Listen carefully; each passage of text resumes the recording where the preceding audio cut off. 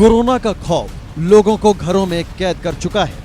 ऐसे में इलाके के एक घर से 3 लोगों की मौत की खबर ने सनसनी फैला दी।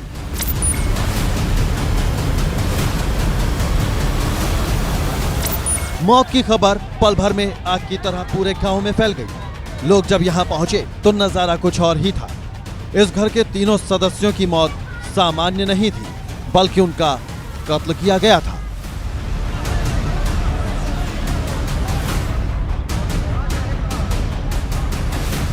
एक तरफ लॉकडाउन में सब कुछ रुका हुआ है, यहाँ तक कि लोगों की जिंदगी भी कैद है।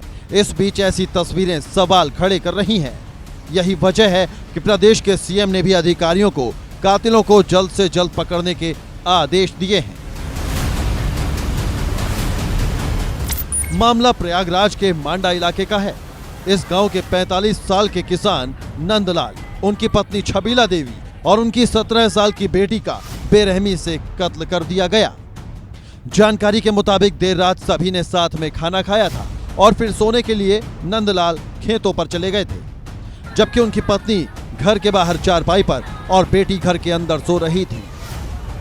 संगम नगरी प्रयागराज में एक ही परिवार के 3 लोगों को बेरहमी से कत्ल किए जाने का सनसनीखेज मामला सामने आया है।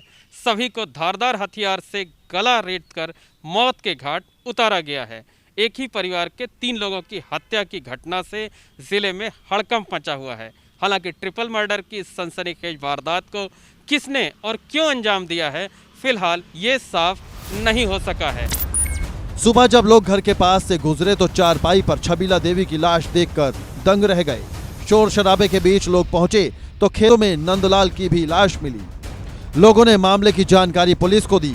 मौके पर पहुंची पुलिस छानबीन के लिए जब घर के अंदर दाखिल हुई तो वहां बेटी की भी लाश पड़ी हुई थी। सभी की गर्दन धारदार हथियार से रेती गई थी। ये ग्राम आधी जो टिकिया के पास का गांव है, इसमें एक सूचना पुलिस को मिली थी कि गांव के बाहर एक मकान में 3 लोगों की हत्या की गई है। इसमें हमारी पुलिस टीम और हम सभी लोग यहाँ मौके पे आए।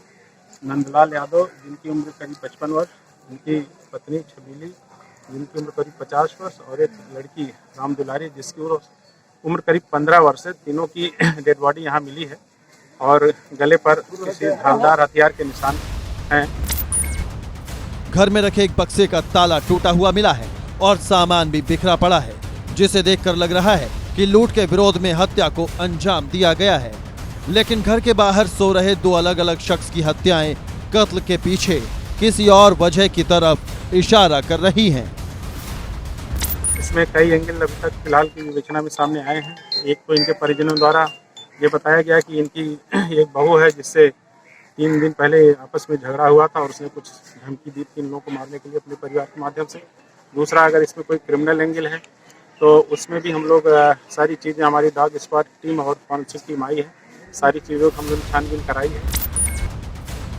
पुलिस और फॉरेंसिक टीमें कातिलों को पकड़ने में जुट गई हैं, लेकिन लॉकडाउन के बीच हुई इस वारदात से प्रदेश के मुखिया भी खफा हैं। आज सुबह जब गांव वाले उठे तो उन्होंने तीनों की लाशों को देखा। आसपास हथियार पड़े हुए थे और तीनों के बिस्तरों पर खून के निशान थे।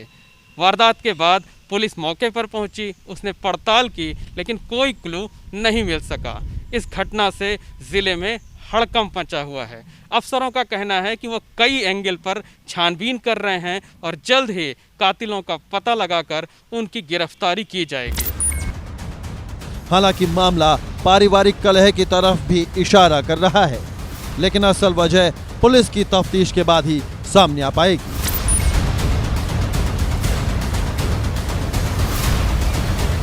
मोहम्मद मोइन, प्रयागराज, एबीपी गंगा।